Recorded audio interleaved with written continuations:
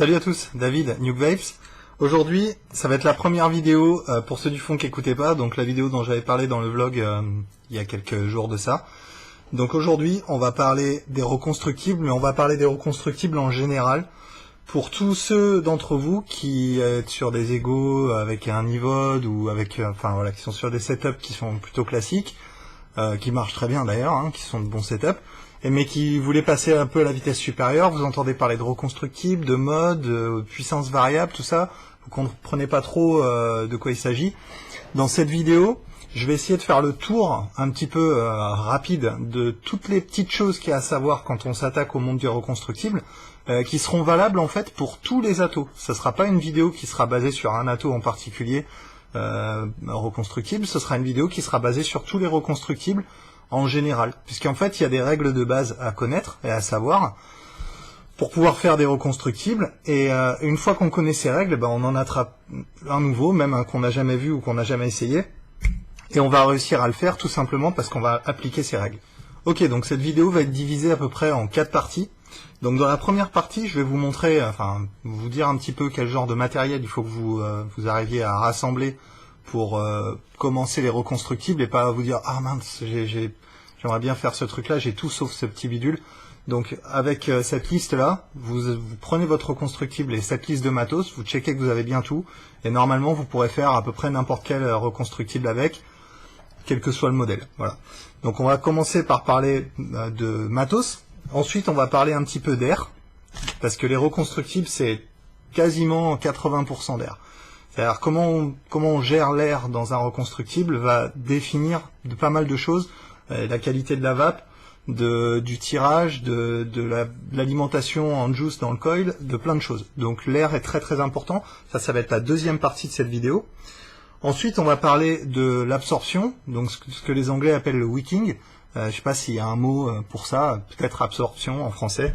C'est simplement la rapidité à laquelle le matériel absorbe le liquide, donc ouais, c'est l'absorption. On va parler de ça, de la rapidité d'absorption versus à quel point votre matériel va être résistant. C'est-à-dire qu'on va s'apercevoir qu'il y a une règle générale qui dit que plus c'est absorbant, plus c'est fragile, moins c'est absorbant, moins c'est fragile, mais d'un autre côté on a beaucoup de maintenance, d'un autre côté on a moins de maintenance. Voilà, donc ça on va parler de ça. Et ensuite on va parler de la puissance en général, donc la puissance sur les modes méca, la puissance sur les modes électro, les limitations en ampères, la différence entre les watts et les volts et tout ça. Donc on va couvrir un peu tous ces sujets dans une seule vidéo. Donc la liste de matos dont vous allez avoir besoin pour faire un reconstructible, quel qu'il soit. Donc le premier truc dont vous allez avoir besoin, qui est valable pour tout, c'est du fil résistif. Alors vous avez différentes formes et différentes tailles de fil résistif. Il y a deux grandes familles, on va dire. Vous avez le Kanthal et le Nichrome, ce que vous allez trouver la plupart du temps sur les boutiques. La différence entre les deux, perso, je trouve qu'il n'y en a pas. Ça va être une différence de résistivité, ça va être aussi une différence de goût pour certains. Moi personnellement, j'aime pas trop le goût du Nichrome, ce qui est ce que vous avez sur les résistances de base, généralement sur ProTank, Vivinova, tout ça, vous avez du Nichrome dessus, ce qui fait que certaines personnes n'aiment pas du tout ce goût et refont directement les têtes. Je fais partie de ces gens-là.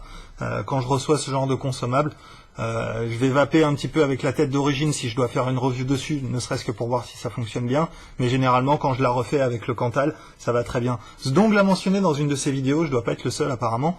Je sais que Monsieur Bussardo, pareil, est dans le même cas que moi, donc on est pas mal dans ce cas-là. C'est vrai que le Nichrome, pour certaines personnes qui le sentent, donne un mauvais goût, donc pour moi en tout cas. Peut-être que pour vous ça vous en donne pas, mais pour moi c'est le cas, donc généralement je recommande le Kanthal. Dans le Kanthal, vous avez différentes familles avec différents diamètres. Alors déjà vous avez le Kanthal, en général vous avez du 0,16, 0,20, 0,30, après vous avez du Kanthal plat, etc. Donc ce qu'il faut savoir comme règle générale sur le Kanthal, le fil résistif en général, c'est que plus le diamètre est gros, donc plus le chiffre est élevé, donc par exemple entre du 0,16 et du 0,30, plus le chiffre est élevé, plus la résistance au mètre est basse. Donc en fait, ça veut dire que vous allez devoir faire plus de tours avec un Kanthal 0,30 sur la même résistance pour obtenir la même résistance qu'avec un Kanthal par exemple en 0,16. Ce que ça veut dire, pour faire simple, c'est que plus votre fil est fin, plus il est résistif, plus votre fil est épais, moins il est résistif. En fonction des résistances que vous allez vouloir obtenir, donc par exemple si vous faites des reconstructibles mais que vous avez un mode électronique, vous allez vouloir arriver autour de 2 ohms. 1 ohm et demi, 2 ohms, c'est très bien. La plupart des modes électroniques s'expriment bien autour de ces résistances. 1 ohm et demi, c'est un petit peu bas pour pas mal de modes électroniques. On voit les limitations d'ampères arriver assez vite. 3 ohms, c'est un petit peu élevé aussi. Donc 2 ohms, ça me paraît bien. C'est très bien sur le MVP. C'est très bien sur tout ce qui est les chips à 33 Hz. Avec les 2 ohms, se comporte très bien. Donc sur mode électronique, vous allez vouloir arriver à 2 ohms. Donc sur des résistances assez élevées. C'est pour ça que vous allez vouloir, par exemple, du Cantal 0,20, ce que les gens utilisent le plus. Si vous avez un mode méca, et que vous voulez des basses résistances, obtenir une grosse puissance, ça on va le voir après, vous allez vouloir du Cantal plus épais, plus gros, donc ça va être du Cantal par exemple en 0,30, ce qui est ce que j'utilise personnellement pour mes reconstructibles en mode méca. Il faut savoir évidemment que plus le Cantal est gros, plus il est difficile à manipuler, plus c'est dur de faire un coil avec, parce que c'est du fil de fer finalement qui est de plus en plus épais et donc qui est dur pour faire des coils. Donc si vous débutez dans les reconstructibles, Cantal 0,20, parce que simplement c'est fin, c'est facile à gérer, c'est facile à bouger, à ajuster, etc. Le Cantal 0,30, ça demande un petit peu un tour de poignet qu'on acquiert avec le temps, hein. Faut pas se leurrer, hein. Si vous avez su vous rouler une clope il y a quelques années, vous saurez vous rouler un coil maintenant, c'est pas beaucoup plus compliqué, hein. Donc on va voir ça après aussi. Donc le Cantal, voilà. Si vous voulez des résistances élevées pour des modes électroniques, Cantal 0,20 en général. Si vous voulez des résistances basses pour des modes méca, Cantal 0,30. Ensuite, il va vous falloir un matériel pour votre mèche. Donc ça, alors il y en a une foison. On va voir les mèches et tout ça en détail. Donc là, dans le kit, ça va dépendre de ce que vous aimez ou de ce que vous aimez pas, etc. Si vous commencez les reconstructibles, forte chance que vous ne sachiez pas encore ce que vous aimez ou ce que vous aimez pas. Donc, vous allez pouvoir prendre un petit assortiment de trucs. Dans les shops, en général, vous pouvez acheter du silica ou du câble ou du mèche en très petite quantité, juste pour tester. Et ça va vous coûter 2, 3, 4 euros. Et ça va être très bien pour tester, mettre le pied à l'étrier, goûter, voir si c'est pour vous. Donc moi, personnellement, j'aime le coton. J'aime beaucoup le coton. Je suis en train d'essayer de me réconcilier avec l'EcoWool, mais c'est pas gagné. Et je suis pas tellement un gros fan de Genesis, même s'il y en a certains qui sortent un peu du lot, et quand c'est bien monté, ça peut être vraiment cool. Simplement, voilà. La plupart des atos que j'utilise en ce moment, en tout cas, sont des atos fibres que je remonte avec des microcoils et du coton. Pour ceux qui me suivent déjà, vous le savez. Pour les autres, c'est simplement une technique qui va vous permettre de faire un coil avec du fil résistif et du coton. Du coton de des make-up. Le mieux c'est de prendre du coton bio. Voilà. Donc là, le médium, entre guillemets, ce qui va vous servir pour transmettre le juice vers votre résistance, c'est vous qui allez décider. Je vous conseille de prendre un petit assortiment au début. Alors du silica 2 mm ou 3 mm. Vous avez tout un tas de shops qui vendent du silica. Voilà. Ensuite, vous pouvez prendre du coton bio. Ça se trouve en pharmacie, ça se trouve en grande surface, ça se trouve à peu près partout. Dans les coops bio aussi, des fois. Bon. Ensuite, vous avez l'EcoWool, qui est un petit peu plus dur à trouver. Vous en avez sur eBay, vous en avez sur Vaporfreak, qui vendent l'EcoWool.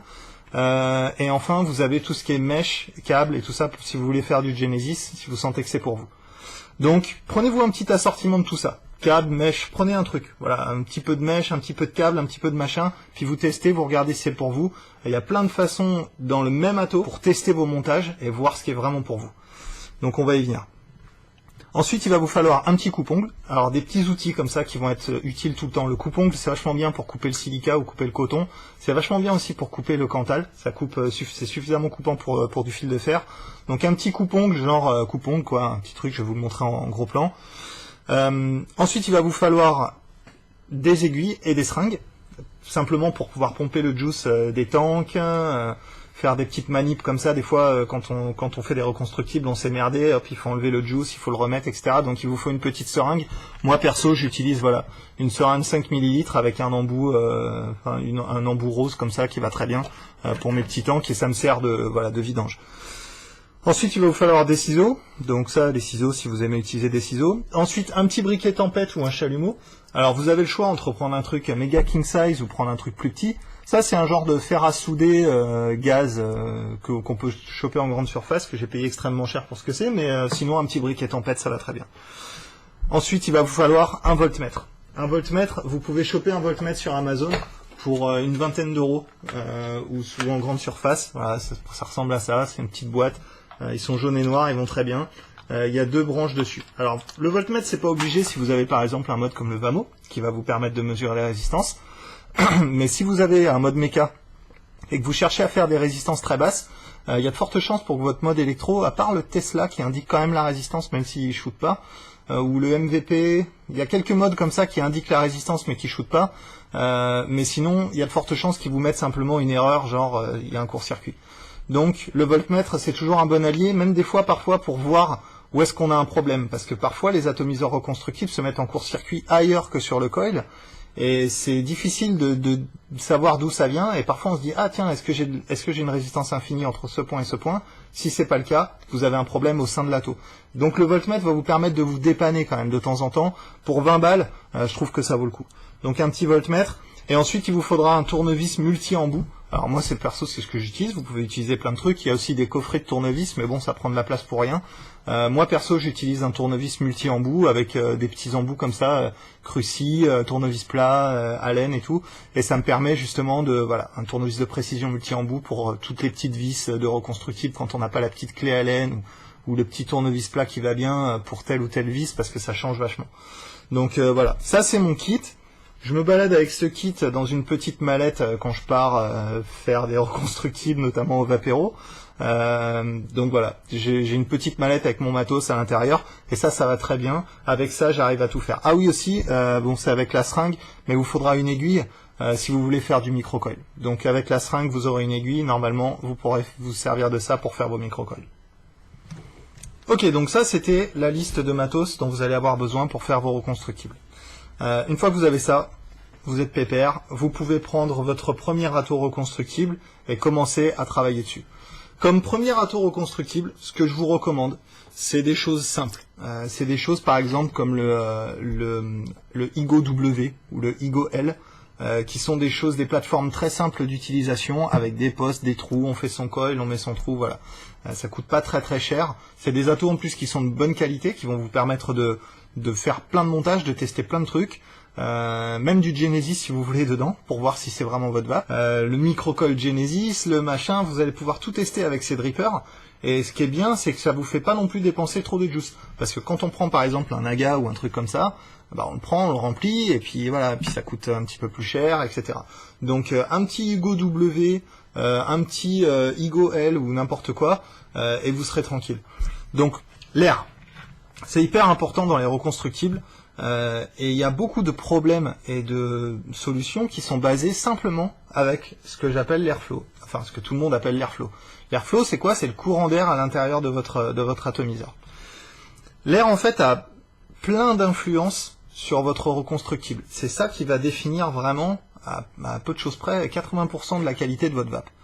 Donc il y a plusieurs paramètres à vérifier ou à voir sur votre atto pour qui sont en rapport avec l'air. Donc on va commencer par le premier, c'est la distance entre votre coil et l'arrivée d'air. Ça, c'est crucial. Plus votre coil est loin de l'arrivée d'air, plus il va devenir chaud. Plus votre coil devient chaud, plus vous allez avoir de heat. Plus votre coil est près de l'arrivée d'air, moins il va devenir chaud, évidemment, et plus vous allez avoir de vapeur, mais par contre vous allez avoir un petit peu moins de heat. Ce qu'il faut savoir, c'est que quel que soit ce que vous cherchez à obtenir, en termes de heat ou de saveur, etc., il faut que, moi, généralement, j'aime bien avoir mon arrivée d'air très près de mon coil, simplement parce que j'aime bien avoir une bonne vapeur bien pleine, contrairement à avoir une vapeur plus légère, plus diluée, et un heat vraiment acre en fond de gorge. Moi, j'aime pas ça. Si vous pouvez quand même ajuster votre heat avec cette distance entre l'arrivée d'air et le coil. Vous pouvez ajuster légèrement votre heat en reculant ou en avançant votre coil, ce qui va vous permettre voilà, de régler votre heat comme vous l'aimez. Ça, c'est un des attraits, par exemple, des reconstructibles qu'on n'a pas sur les consommables classiques, c'est qu'on peut vraiment régler sa vape. On peut décider de, je veux un peu plus de heat, un peu moins de heat.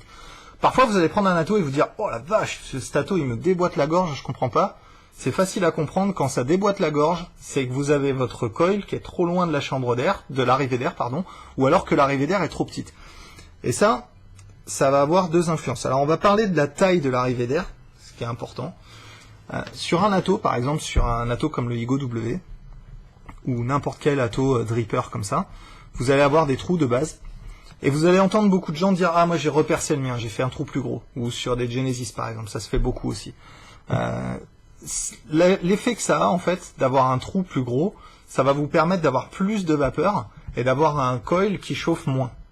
C'est spécialement important quand vous faites des basses résistances, parce que si vous faites une basse résistance avec un trou qui est minuscule, vous allez vous déboîter la gorge pour rien du tout. En plus, vous n'allez pas avoir une production de vapeur d'enfer, et vous n'allez pas profiter de la puissance que votre coil développe. En règle générale, plus votre coil va être puissant, c'est-à-dire plus vous allez vouloir vaper à très forte puissance, plus il va vous falloir un trou balèze. Donc je vous donne un exemple. Ça c'est mon Rainbow. Voilà la taille du trou que j'ai fait dessus. Et en comparaison, voilà la taille à peu près d'origine d'un trou de Igo W, ce qui était à peu près ce qu'il y avait sur le Rainbow. Donc ça c'est un trou qui est presque à 3 mm. La raison pour laquelle j'ai fait un trou à 3 mm, c'est que j'ai une chambre qui est vraiment très petite, j'avais une résistance très basse, et donc du coup, voilà, si on fait pas un gros trou, ça marche pas. Donc en règle générale, quand un atto vous déboîte la gorge, quel qu'il soit, hein, que ce soit un Genesis ou un autre, si vous aimez pas la vape et que vous n'avez pas une belle production de vapeur, rapprochez votre coil de l'arrivée d'air, et il y a de fortes chances que ça va s'améliorer. Il y a un autre truc aussi avec l'arrivée d'air et le coil, c'est que tout ce qui chauffe, ça c'est votre règle, vous l'écrivez sur une feuille et vous l'oubliez pas, c'est tout ce qui chauffe doit être dans le courant d'air. Si vous avez un coil qui est étalé sur la distance et une arrivée d'air qui est très fine et qui est au milieu du coil, ces deux parties qui sont sur les côtés vont chauffer à mort et ensuite ça va vous déboîter la gorge, ça va pas être bon, ça va cramer, ça va avoir un mauvais goût, etc. Quand vous avez une arrivée d'air sur un coil, l'idéal c'est de recentrer toutes les spires dans le courant d'air pour que chaque spire qui chauffe soit dans le flux d'air. Et là, chaque spire va produire de la vapeur. C'est simple à comprendre. Quand vous prenez un dripper, que vous le faites chauffer, que vous soufflez dessus, vous allez voir ça fait plein de vapeur. Si vous appuyez juste sans souffler dessus, ça fait une plume de vapeur, qui est d'ailleurs relativement horrible quand on se la prend dans le nez et qu'on est en train de tester son atto comme ça. Je vous conseille pas de le faire. Là, ça illustre complètement le côté airflow. On va voir ça tout de suite maintenant. Ok, donc par exemple ça, voilà, ça c'est un Igo W. Quand je le shoot normalement, j'ai un plumet de vapeur comme ça qui remonte, d'accord? Quand je le shoot et que je souffle dessus, on voit la vapeur qui commence à se créer un petit peu plus. Bon, elle est très diluée là, mais en gros vous comprenez l'idée quoi. En fait, c'est tout simple. Plus vous avez de vapeur, plus vous avez d'air, pardon, plus vous avez de vapeur. Voilà, c'est pour faire très simple, c'est comme ça. Alors, on a vu la taille de l'arrivée d'air sur un dripper ou un Genesis, ce qui fonctionne vaguement sur le même principe. Par contre, on n'a pas parlé de l'arrivée d'air dans un tank. En gros, il faut savoir que dans les reconstructibles, vous avez deux grosses familles. Vous avez les drippers, donc les choses comme le Igo W par exemple, le Igo L, le Phoenix, le Scar, vous en avez une ribambelle. Donc c'est des attos où il va falloir rajouter du juice au fur et à mesure pour pouvoir vaper. Quand ça devient sec, on rajoute du juice, etc. Ça c'est un dripper. Et ensuite vous avez les tanks qui sont voilà, comme le Aga par exemple, ou ou n'importe quoi, le Aga TD, ou n'importe quel Genesis, ou même celui-là qui fait partie, le Magoo, qui fait partie des atomiseurs à tank reconstructibles. Dans les drippers, l'arrivée d'air va uniquement jouer sur la dureté de votre tirage. Ça va être plus ou moins serré en fonction de la taille du trou, ce qui paraît logique, et la quantité de vapeur, la température de la vapeur aussi. Plus c'est un gros trou, évidemment, plus vous allez avoir une vapeur froide. Par contre, dans un tank, ça va avoir un deuxième effet. Et ça, c'est valable pour presque tous vos attos, y compris les non reconstructibles, comme les EVOD, etc. Enfin, les EVOD sont un petit peu reconstructibles. Ou certains Vivinova, etc., qui prennent vraiment leur airflow par le dessous. C'est que plus votre tirage va être serré, plus vous allez créer une dépression à l'intérieur du tank, et cette dépression va forcer le liquide dans le coil. Alors, ça c'est spécialement vrai sur les bottom coils, donc tout ce qui est genre, par exemple le Magoo, le Protank, les EVOD, etc., le Fogger, tous ces attos qui ont un coil en bas, le Kaifun aussi, qui marche presque sur ce principe d'ailleurs, ça va avoir tendance à forcer le liquide dans cette chambre d'atomisation qui est en bas, et ensuite à voilà, le mettre dans votre coil pour que ce soit vaporisé. Alors cette dépression, elle vous sert parce que justement elle va permettre voilà d'alimenter le coil en juice. Par contre, si cette dépression est trop importante, bah, vous allez noyer votre coil, ça va commencer à glouglouter, ensuite vous allez plus avoir de production de vapeur parce qu'un coil qui est trop alimenté en juice ne produit plus de vapeur, il est noyé, donc il a pas assez de puissance pour évaporer le liquide directement. Et c'est aussi mal quasiment qu'un coil qui a pas assez de juice. Il va falloir trouver le bon ratio, la bonne alimentation.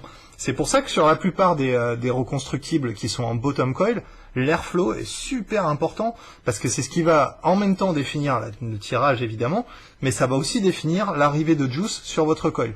Sur le ProTank, on peut s'en rendre compte facilement si vous avez un ProTank, vous en êtes sûrement déjà rendu compte, quand votre ProTank est quasiment vide, vous allez avoir tendance il va se mettre à glouglouter de plus en plus, jusqu'à ce que ça devienne complètement affamé. Après, une fois qu'on a passé un certain cap, il n'y a plus de juice dans le coil, presque ça revient un petit peu mieux. Mais vous avez un cap vers disons le dernier quart, en dessous du dernier quart, où ça glougloute. C'est simplement dû à la pression à l'intérieur du tank, qui est trop importante, évidemment, parce qu'on a tiré dessus, il y a beaucoup d'air dans le tank, et c'est ça qui va faire glouglouter votre tank à mort. Donc le ProTank, quand il commence à se baisser en termes de niveau, et qu'il commence à glouglouter, ça veut dire qu'il est temps de le remplir, et si vous le remplissez, ça ira mieux. C'est valable pour pas mal d'atomiseurs tank, comme ça, qui ont un système comme le Magoo, encore une fois, ou le Kaifun, ou le Fogger, ou même le Diver, par exemple, qui est un système de bottom coil à l'intérieur d'un tank, le Killer, etc., le Smoke-Tech Terminator, le Smoke-Tech TT, pardon, pardon, et j'en oublie. Les cartomiseurs aussi. Les cartomiseurs marchent exactement avec cette même limitation.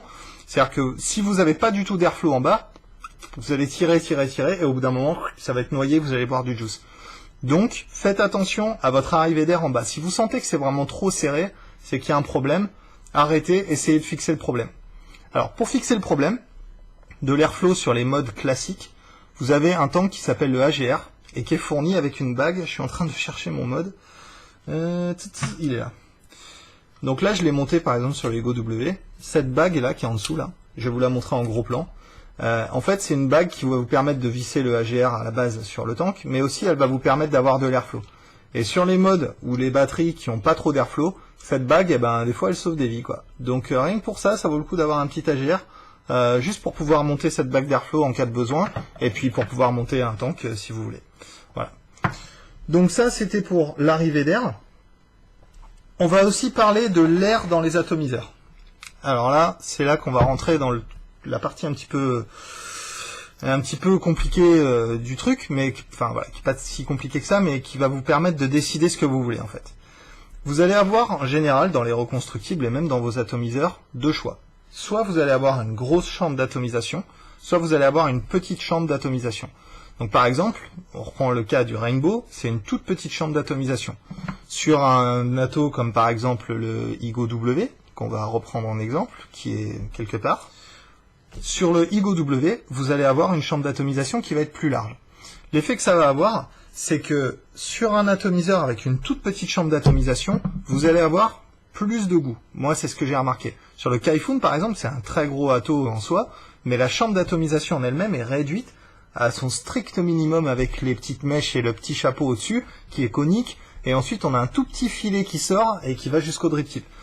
Ça c'est crucial. Sur la plupart des atos, j'ai remarqué, je suis pas le seul à avoir remarqué ça, mais ça commence à se faire de plus en plus. Il y a même des réducteurs de chambre qui sortent, il y en a qui sont sortis pour le RSST ou pour le Ego c'est des réducteurs qui vont faire que la chambre va être plus petite. Alors on se dit, tiens, pourquoi ils font pas tous les atos avec des chambres réduites et on n'en parle plus.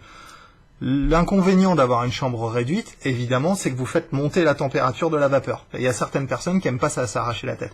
Spécialement si vous faites des résistances vraiment basses. Par exemple, sur un diver, si vous faites une résistance qui est vraiment vraiment basse et que vous le vapez à très forte puissance, ça va marcher, mais vous allez avoir une vapeur. Ça a beau être un bottom coil, ça va être super chaud, super chaud. Donc, si vous aimez la vapeur plutôt froide, prenez une chambre d'atomisation plus grande, en sachant que vous allez perdre un petit peu en saveur. Si vous aimez la vapeur chaude, au contraire, dirigez-vous sur des petits atos avec des petites chambres d'atomisation pour pouvoir avoir la vapeur la plus chaude possible. Dans la gamme des reconstructibles vapeur froide, je dirais tout ce qui est Fogger, Typhoon. toute cette famille-là, en bottom coil et assez loin du... Voilà. Tout ce qui est vapeur chaude à tiède, tiède ce serait plutôt le Typhoon, qui a une vapeur tiède un petit peu, voilà.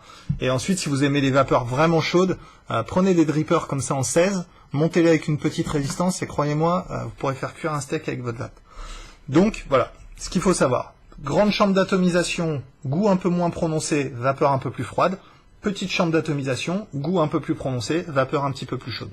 Ça va vous permettre de choisir. Enfin, pour finir avec l'air, vous allez avoir aussi ce dilemme, entre guillemets, ou cette concession à faire de plus vous allez avoir d'airflow dans votre mode, plus ça va être aérien, moins le goût va vous sembler concentré. C'est simplement parce qu'il est mélangé à plus d'air. C'est pas que votre atto donne moins d'arôme, c'est qu'il est mélangé à plus d'air, donc il est plus dilué, un peu comme quand on met de la grenadine dans un verre et qu'on ajoute plus ou moins d'eau. Voilà. L'air c'est votre eau, la grenadine c'est votre juice, c'est à peu près ça l'idée, quoi. Donc plus vous allez avoir d'air, ça va être moins concentré, mais vous allez avoir une vapeur phénoménale. Moins vous allez avoir d'air, ça va être plus concentré, mais vous allez avoir moins de vapeur. Voilà. Donc là, encore une fois, c'est une concession. Et on va voir dans cette vidéo que dans la vape, il n'y a pas de solution parfaite. Il n'y a pas le meilleur atto de la planète qui fait une chaleur ni trop chaude ni trop froide, avec un goût ni trop bien ni trop pas assez, avec une vapeur ni trop importante ni trop... Il n'y a pas d'atto parfait. Chaque atto a son problème, chaque atto a son avantage et son inconvénient. C'est pour ça qu'il y a des reviewers et c'est pour ça que c'est génial d'ailleurs, parce que c'est un monde qui est très vaste. Mais chercher l'atto parfait, c'est une quête qui... Voilà, peut-être que vous allez trouver ce qui vous convient à vous, mais je pourrais jamais arriver et dire voilà les gars, c'est bon, arrêtez de chercher, tout le monde va adorer cet atto et c'est fini, et c'est celui-là et il n'y en a pas un autre. C'est pas possible, chacun aime des choses différentes, donc encore une fois, ça va passer par l'expérimentation, par tester des attos chez les autres. Allez au Vapéro, rencontrez-vous entre vapeurs, c'est la meilleure des choses à faire pour découvrir du matos, tester des trucs et vous dire, bah, prendre la claque de votre vie et vous dire, ah, c'est exactement ça qu'il me faut, je l'achète, je sais que c'est ça qu'il me faut, et j'obtiendrai la meilleure vape. Donc, concession, comme d'habitude. Ok, donc maintenant on va passer au matériel pour l'absorption, le wicking, la capillarité, tout ça, on va parler un petit peu de tout ça. Mais avant de parler de tout ça, une petite vape.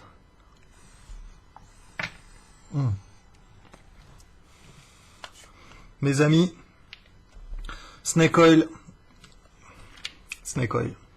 Pour ceux qui me suivent sur Facebook, c'est tmaxjuice.co.uk. Ça me vient de Liberty Smoke. Voilà, donc ça c'est arrivé hier. La fiole est vide. Elle est pas vide pour rien, c'est que je l'ai vapé, j'ai pas pu m'arrêter et j'en ai recommandé. Voilà, donc je pense que c'est pas loin de devenir mon nouveau jus préféré, ce truc-là. Snake Oil. Ça va faire du bruit, ça. Ça va faire du bruit. Ok, donc on va parler maintenant absorption, wicking. Vous allez souvent m'entendre dire wicking, tout ça dans les vidéos. C'est juste parce que voilà, ça me vient comme ça, c'est tout. C'est comme ça, c'est les anglicismes, je parle comme ça tout le temps. J'ai du mal à me réfréner, j'essaye, mais je peux pas lutter contre ma nature, donc voilà. Donc je vais vous expliquer ce que c'est que le wicking, comme ça vous serez de la partie, et quand je vous dirai wick ou wicking, vous comprendrez direct. En fait, le wicking, c'est quoi? C'est l'absorption du liquide dans votre mèche. Donc c'est un terme plus générique que ça, mais quand je parle de ça, c'est de ça dont je parle dans mes vidéos. Le wicking, c'est la rapidité, la capacité à un matériel, à un média, d'absorber votre juice et de l'amener jusqu'à votre coil. Vous avez trois grandes familles de types de matériel pour amener votre juice à votre coil.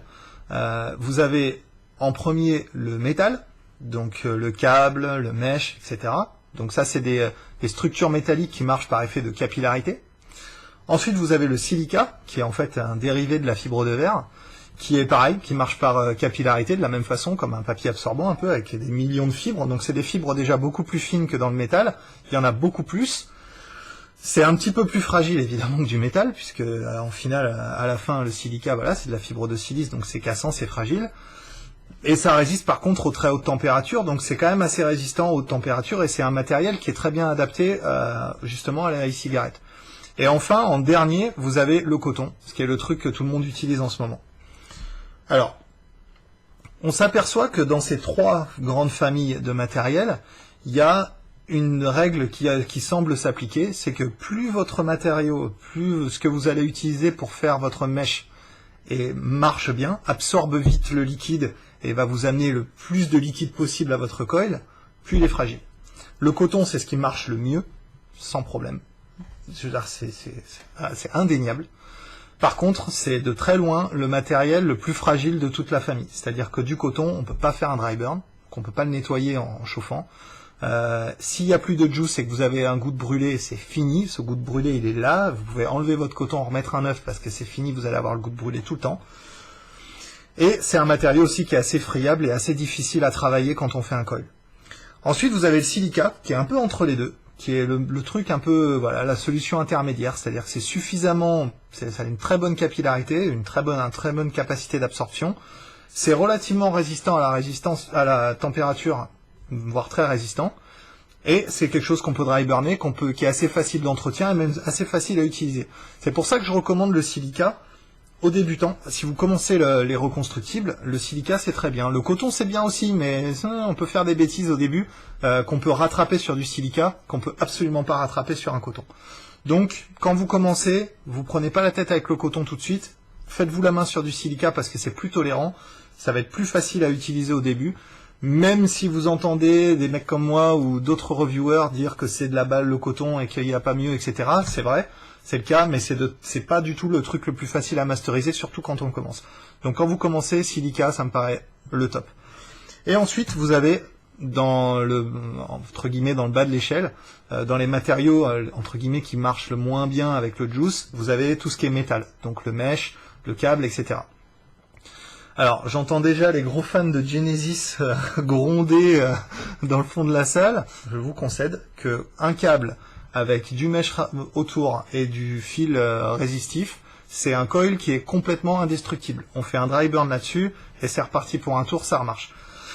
Après, c'est vous qui allez décider de ce que vous aimez, mais sachez que, voilà, entre ce qui marche bien et ce qui est difficile à utiliser dans les deux cas, hein, parce que le coton c'est pas ce qu'il y a de plus simple, le mesh c'est vraiment pas ce qu'il y a de plus simple non plus.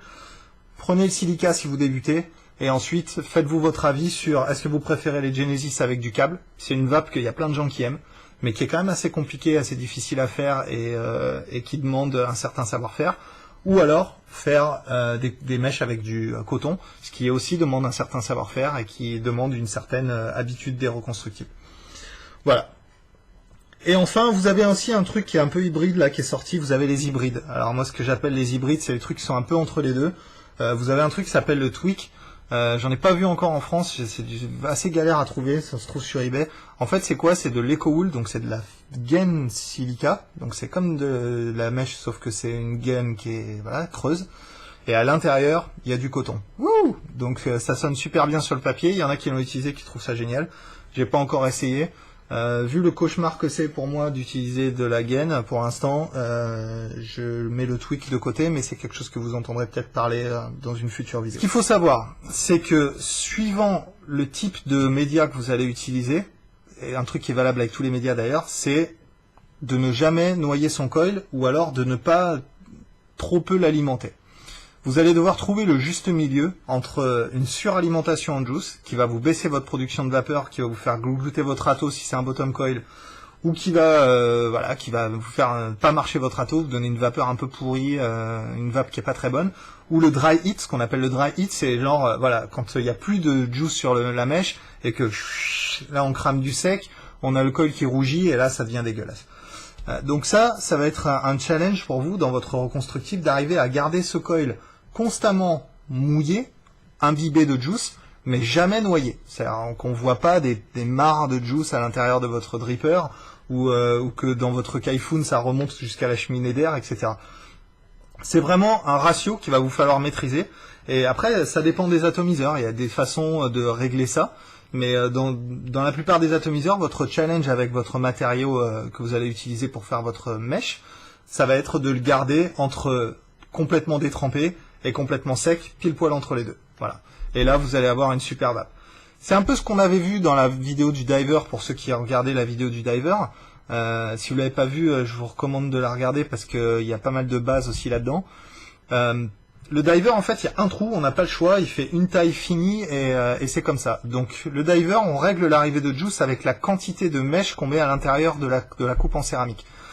C'est vraiment la base du reconstructible, c'est-à-dire que plus vous allez mettre de mèche, moins le juice va arriver vite. Et moins vous allez mettre de mèche, évidemment, plus le juice va arriver vite.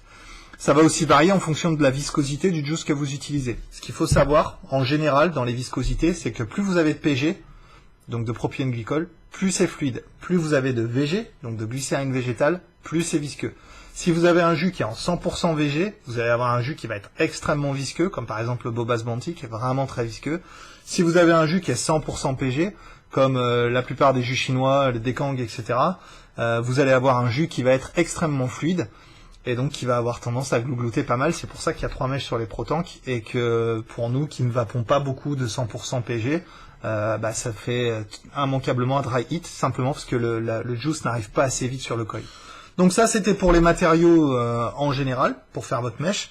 On va passer maintenant vite fait à quelques notions de puissance et d'électricité, et ensuite je vais vous montrer à la fin de la vidéo comment se débarrasser des points chauds sur 2 types d'Atto, sur un dripper et sur un Genesis, et comme ça, avec ça, vous allez pouvoir comprendre, je vais vous montrer un truc qui est super génial, et avec ça, vous allez pouvoir comprendre comment réduire ces points chauds, et pourquoi votre vape est pas bonne, et avoir une meilleure vape. Donc, c'est parti pour la puissance. Donc, j'en avais parlé dans le vlog, la puissance et les voltages, quelle est la différence? On va faire l'analogie avec une bagnole. Quand vous êtes on va dire que voilà, votre voltage, c'est votre accélération, votre accélérateur. Ok. Votre résistance, c'est la pente sur laquelle votre voiture elle roule. Plus la résistance est élevée, plus la pente est pentue. Voilà. Ok. Et votre puissance globale, c'est la vitesse à laquelle vous roulez. Quand vous êtes en mode voltage variable, quand vous réglez les volts sur votre mode, vous agissez comme sur l'accélérateur de votre voiture. Plus la pente est élevée, plus il faut appuyer sur l'accélérateur pour maintenir la vitesse à la vitesse à laquelle vous voulez rouler. Quand vous passez en mode watt, vous mettez le régulateur de vitesse en route, et là du coup la voiture calcule toute seule à quelle vitesse, comment elle doit alimenter le moteur pour conserver votre vitesse. Vous n'avez rien à faire à part sélectionner votre vitesse. En mode watt, c'est pareil. On sélectionne la puissance qu'on aime, et on a cette puissance, quelle que soit la résistance de l'Atto qu'on met dessus. Pourquoi c'est si populaire le mode puissance? Simplement parce que quand on fait un Atto reconstructible, par exemple, on fait un Atto qui a 1,4 ohm. C'est super, mais le truc c'est qu'il va falloir se rappeler 1,4 ohm. Alors attends, moi j'aime vaper à 9 watts, donc P égale U carré sur R, donc racine de... C'est chiant, faut faire des calculs. Avec le mode à puissance variable, vous n'avez plus besoin de faire ces calculs-là. Vous savez que vous aimez bien vaper à 9 watts, vous faites votre reconstructible, quelle que soit la résistance, plus ou moins, boum, vous avez la même puissance de vape parce que votre mode va ajuster cette puissance, va ajuster la tension justement avec la résistance pour vous donner la puissance que vous avez sélectionnée, tout simplement. Donc en mode volt, on est en manuel, en mode watt, on est en mode pilote automatique, et voilà, les doigts de pied en éventail et on vape. Donc ça c'était pour la différence puissance-voltage. Est-ce que ça va changer votre vape? Pas du tout. Si vous vapez, par exemple, si vous réglez votre tension à ce que votre mode vous donne en puissance variable, eh ben vous allez avoir exactement la même vape. Généralement, les modes sont pareils, sauf dans certains cas, comme on l'a vu avec le Lambo, par exemple, comme ça c'est notre histoire. Mais généralement, en mode voltage variable ou puissance variable, vous allez avoir à peu près la même vape. Ça va pas changer votre vape, c'est juste que vous allez avoir deux façons différentes de régler la même vape. Voilà. Ensuite, vous allez souvent entendre parler avec les reconstructibles, vous allez souvent entendre parler de mode méca. Pourquoi les gens utilisent tant les modes méca sur les reconstructibles? Pourquoi pas utiliser un mode électronique? C'est simplement une question de puissance. Avec une batterie, une AW classique, vous allez pouvoir monter en toute sécurité jusqu'à 10 ampères. 6 ampères, entre 6 et 10 ampères, vous êtes bien. 10 ampères, ça commence à être beaucoup, mais entre 6 et 10, vous êtes bien. La plupart des modes électroniques sont limités à 4 ampères. Ceux qui aiment vaper à des très hautes puissances vont immanquablement manquer de puissance sur un mode électronique. Même à 15 watts, ça va pas le faire. Et de toute façon, ils aiment bien vaper sur des résistances qui sont plus basses et sur des reconstructibles avec des résistances basses, donc c'est comme ça. Ça change techniquement rien, parce que si on se met à 15 watts sur un Vamo, par exemple, ça déboîte. Ça envoie suffisamment du bois, en ce qui me concerne en tout cas. Maintenant, sur un mode méca, vous allez pouvoir encore dépasser ça. Vous allez pouvoir vaper à 20 watts, 22 watts, 23 watts, parfois 30 watts si vous voulez. Si vous voulez vraiment vous dévisser la tête, c'est vous que ça regarde.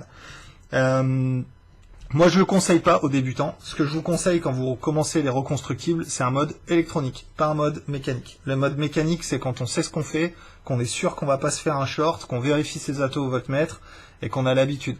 Les modes méca, ça va vous faire galérer dans les premiers temps parce que vous allez faire des résistances qui vont être immanquablement trop hautes et quand vous allez faire ces résistances là, ça va pas le faire, ça va pas être puissant, ça va pas vous plaire. Donc vous prenez un Vamo, ce qui est à mon sens un mode électro qui vaut 2 cacahuètes et demi et qui est extrêmement performant, qui va très bien pour commencer, qui a un voltmètre, qui a tout ce qu'il faut, les protections, etc., qui va pas vous coûter les yeux de la tête et qui est très bien pour commencer les reconstructibles, et ça va vous permettre d'ajuster, si vous avez fait une résistance plus haute, pas grave, on monte un petit peu les volts, ou alors on reste à la même puissance, et on a toujours la même vape. Si vous avez un mode méca, que vous avez fait une résistance haute, bah ça va pas être génial, voilà. Donc quand vous commencez, mode électro, et un petit Goel, ou un petit Agaté, si vous aimez. Le Agaté, on peut faire du drip aussi dessus, on peut faire plein de trucs, donc ça, voilà. Mais en général, voilà, prenez-vous un mode électro, c'est ce qui va vous permettre d'être plus tolérant et de rattraper les erreurs qu'on fait au début. Ok, donc maintenant on va parler, voilà, ça c'était pour la puissance en général, donc vous savez tout ce qu'il y a à peu près à savoir sur la puissance, on y reviendra peut-être s'il y a besoin de précision, n'hésitez pas à me poser vos questions en fait en bas, c'est fait pour ça, j'en referai une deuxième, avec peut-être juste les questions voilà, qui reviennent le plus. Si vous voyez quelqu'un qui a posé une question que vous aimeriez avoir sa réponse, mettez-lui un petit pouce vert, comme ça fera un genre de classement des réponses. Et puis comme ça, moi, ça m'évite d'avoir à filtrer 200 commentaires, j'en filtre 10 et puis je ferai les 10 questions qui vont bien. Donc mettez des pouces verts aux questions qui sont similaires à celles que vous voulez poser et la posez pas 300 fois. Voilà. Maintenant, on va voir vite fait un petit truc général pour à peu près tous les atos, c'est les points chauds. Pour ça, on va devoir passer en gros plan tout le temps parce que voilà, je vais pas pouvoir faire un truc en simultané pendant que je parle parce qu'il faut que je vous le montre en live. Donc on va passer tout de suite en gros plan et je vais vous montrer comment on se débarrasse définitivement des points chauds. Ok, donc voilà exactement le genre de coil qu'il faut pas faire. Donc quand vous avez fait, bon là j'ai fait un coil volontairement, j'ai fait un coil avec du 0,20 et comme vous pouvez le voir ici, cette spire là, qui est là, celle-là là, et ne touche pas le silica. Et vous allez voir ce que ça donne, il y en a une autre qui se touche, etc. Il y a à peu près toutes les pannes qu'on peut, enfin, toutes les choses qu'il faut pas faire, et on va regarder ensemble comment corriger ça. Donc là, quand j'allume mon coil, quand je le démarre, je vois que j'ai une partie là, cette espèce de cerceau qui touche pas le coil, qui touche pas le silica, il devient extrêmement brillant. Et ça, c'est pas bon ça. Quand vous allez mettre votre juice là-dessus, donc là je vais prendre n'importe quel, prendre un peu de vieux reste de die là, voilà. J'humidifie la mèche et vous allez voir ce qui se passe. Voilà. C'est-à-dire que malgré le fait qu'il y ait du juice plein la mèche, qu'elle soit vraiment imbibée, j'ai de la vapeur, mais j'ai des gros points qui brillent comme ça, très vite. Voilà. Donc ça, c'est vraiment le truc qu'il faut éviter. Donc en fait, vos problèmes, généralement, viennent du fait que le fil ne touche pas le silica. On voit que les deux spires qui sont au début, qui touchent le silica, elles produisent de la vapeur, mais dessous, ça ne touche pas vraiment bien, et ça rougit. D'accord ? Donc maintenant, je vais refaire le coil, mais avec simplement en resserrant tout bien comme il faut. Donc d'abord, ce qu'il vous faut faire, généralement, quand vous faites vos reconstructibles, c'est de laisser les pattes derrière. Comme ça permet d'ajuster. Moi, j'ai coupé, donc je vais refaire un coil, et on se retrouve après. Donc là, j'ai refait un très bon coil, qui marche bien. Oups. Voilà. Donc le problème de ce coil, mon juice qui a pris feu, on l'a tous vu. Sur les spires, c'est à peu près ce qu'il faut, mais par contre, on voit que les pattes sur les côtés s'allument. Et ça, c'est pas bon non plus. Je vais remettre un peu de juice, mais vous allez voir, sur la partie où il y a le coil, ça va aller à peu près. Sur la partie où il y a les pattes, ça rougit. Ok ? Donc ça fait de la vapeur. Donc on se dit, oh, ça fait de la vapeur, tout va bien. Mais en fait, non. Ce rougissement là, il n'est pas normal. Et il est pas sain. Donc ce que je vais faire d'abord, c'est que je vais réduire complètement le gap qu'il y a entre les pattes. Je vais venir resserrer les mèches, enfin le coil en lui-même, le resserrer, le plaquer, le revisser comme il faut. D'accord ? Pareil ici. Ok ? Ensuite, l'autre truc que vous allez vouloir faire, alors vous pouvez vous aider de votre aiguille par exemple. Ça c'est un très bon moment pour sortir votre aiguille de seringue. C'est de venir, hop, simplement replacer les coils, tac, et faire en sorte que tout se touche bien comme il faut. Ok ? Voilà. Donc là on a un truc qui est pas mal. Je vais remettre du juice et on va voir ce que ça dit. Donc là j'ai du juice sur mon coil. Vapeur, hop, j'ai un point chaud. Je suis encore pas assez bien tendu là, sur le côté. Et je le vois d'ailleurs, et vous allez le voir aussi, cette partie qui s'allume pose pas bien sur la mèche. Donc il suffit vraiment qu'il y ait une toute petite partie de votre coil qui ne pose pas sur de la mèche, et ça va faire ça. Maintenant que j'ai bien serré le coil dessus, regardez. Plus de point chaud. Bon là, il n'y a plus de juice, c'est encore autre chose. On se croirait dans Dallas. Essuyage. Donc, là, vapeur, oh mon Dieu, ça fonctionne. Je vois que j'ai mes pattes qui font un joli court-circuit, c'est débile. Hop, voilà. Et donc, ça donne ça. Un coil qui marche, quand vous avez du juice sur la mèche, ça doit pas s'allumer. S'il s'allume, ne serait-ce qu'à un seul endroit, c'est pas bon. Ça va avoir un goût dégueulasse. Ça, c'est votre première panne. Donc les pattes, à bien regarder qu'elles soient suffisamment courtes, les spires suffisamment écartées les unes des autres, de préférence régulièrement, quand on fait un coil naturel comme ça.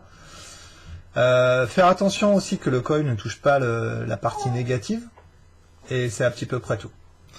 Je vais vous montrer maintenant un truc sur le fil résistif qui est assez marrant. Ok, donc là, je vous ai pas fait un coil, je vous ai fait un petit exemple avec juste du Cantal en fait, qui relie, c'est du Cantal 0,30 qui relie le plus et le moins. Donc il n'y a pas de coil, c'est juste pour vous montrer un truc. Alors je vais éteindre la lumière et vous montrer ce que ça donne. Lumière éteinte, pour une fois, on y verra mieux. Hop là. Action.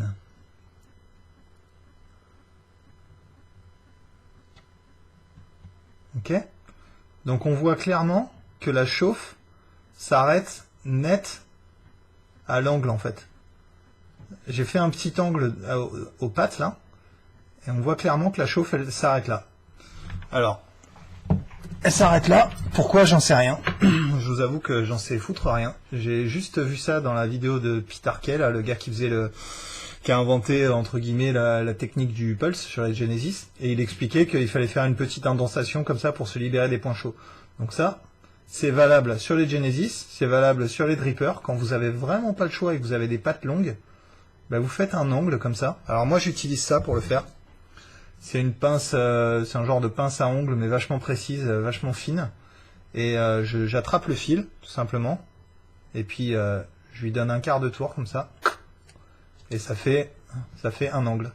Ok ? Et avec cet angle en fait, ça va. Si vous avez un joli coil, ça va s'arrêter pile poil. Là on le voit là, ça s'arrête à l'angle en fait. Et ça dépasse pas l'angle en termes de chauffe. Et les pattes ne chauffent pas. Alors, ça c'est des choses que vous allez pouvoir utiliser sur des Genesis. En effet, ça va être difficilement utilisable sur les drippers, mais par contre ça pourrait vous permettre par exemple d'avoir votre coil le plus près de votre trou d'air pour ce qu'on disait tout à l'heure, par exemple limiter le hit sur un Eagle. Donc ça c'est une des choses que je voulais vous montrer avec le Cantal, qui est valable un petit peu partout, sachant que ça marche quand même beaucoup mieux avec du Cantal 0,30 qu'avec du Cantal 0,20. Ok, donc ça va pas être une vidéo sur comment faire les Genesis de A à Z. Il faudrait une vidéo à part entière pour ces atos-là, parce que voilà, c'est des atos qui sont assez complexes. Il y a beaucoup de choses à dire, donc je vais pas faire une vidéo complète là-dessus. On va rester sur les généralités, sur les reconstructibles et là des généralités sur les Genesis. Donc ici, on va voir. Alors j'ai pré-imbibé ma mèche, donc ça se voit, elle est un peu brillante. Et quand je l'actionne, elle fait de la vapeur. Là, on voit que la spire du bas, elle brille. Et ça va vous donner un goût extrêmement pourri. Donc, pour éviter ça, tout ce qu'il y a à faire, simplement, c'est à venir plaquer le coil avec une petite, un tournevis, ce que vous avez. Moi, j'utilise un truc absolument pas pratique parce que j'adore me compliquer la vie. C'est ma grande passion. Ça et le tiercé quintet plus. Et là, on voit que la spire commence à se resserrer. Alors, c'est pas encore méga ça. Je l'ai fait volontairement qu'il touche pas. Et je pousse, et je pousse. Et ça touche pas encore le feu de Dieu, mais... Voilà, ça doit le faire à peu près. Donc vous avez compris le concept. Il faut que les spires reposent complètement sur le coil. D'accord ? Là, j'ai pas rempli le tank, hein, c'est pour ça que ça rougit un petit peu. Je vais remettre un peu de juice. Hop. Mais bien du juice. Et là.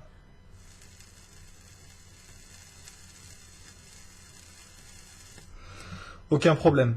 D'accord? C'est à ça que vous voulez arriver, c'est-à-dire qu'il faut que votre coil, quand il y a un petit peu de juice dessus, donc avant de remplir votre tank, vous mettez du juice sur la mèche, et ensuite vous regardez si ça rougit ou pas. Si ça fait juste de la vapeur et que ça rougit pas, vous êtes bon. Si ça rougit, vous n'êtes pas bon. Ce qu'on a vu tout à l'heure sur l'indentation, là, bah, c'est exactement ce que je viens de faire ici, en fait. C'est-à-dire que je viens de faire un angle qui va arrêter la chauffe. Aussi, sur les Genesis, en règle de base, vous plaquez bien votre fil jusqu'au coil pour éviter les points chauds. Et là, ici, si j'en avais besoin, bah, je pourrais faire une petite indentation aussi, mais je m'aperçois que bah, ça brille pas. Donc, aucun problème, pas besoin de ça. D'accord? Il y a un autre truc aussi que vous pouvez faire, si vous avez vraiment un point chaud à cet endroit-là, qui est relativement chiant de Genesis. Généralement, on peut s'en sortir en poussant un peu le coil, en poussant un peu la mèche vers le centre, et en raccourcissant encore une fois la longueur de la patte, pour pas avoir de point chaud. Voilà. Donc, c'est tout pour maintenant. Attendez, je vais juste vous montrer un truc une fois que le coil sera sec. Ok, donc là mon coil est un petit peu près sec. Bon, il reste encore quelques micro-gouttes dessus, mais quand votre coil est sec, voilà ce que ça doit donner. Un coil qui rougit uniformément.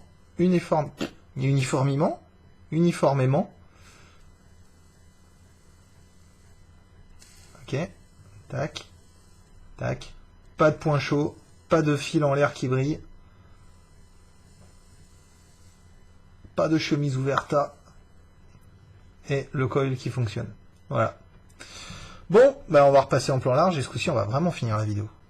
Voilà, donc c'était comment on se débarrasse définitivement des points chauds. Donc pas besoin de perles, pas besoin de rien du tout.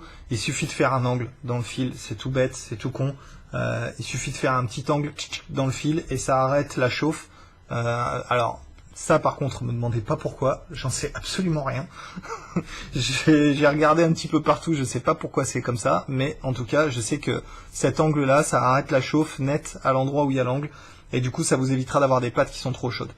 De manière générale, dans vos atos, que ce soit dans les ProTank, et ça, je l'ai dit dans la vidéo, dans le vlog encore une fois, mais je le redis ici pour être sûr que ça passe, dans les ProTank surtout, dans les Vivinova, etc., n'hésitez pas à tendre les pattes et à les raccourcir le plus possible, sans que ce soit non plus complètement écrabouillé et que ça ressemble plus à rien.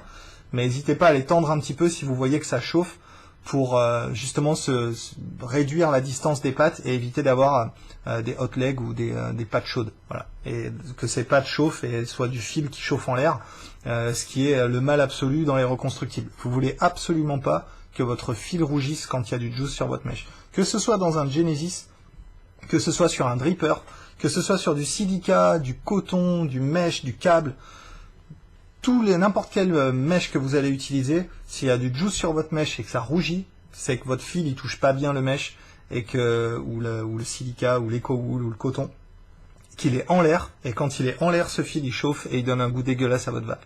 Ça cuit complètement le juice, ça donne une vapeur qui est vraiment chaude et désagréable, et c'est pas bien du tout, quoi. Donc quand vous faites des mèches coton, quand vous faites des mèches silica, quand vous faites du mèche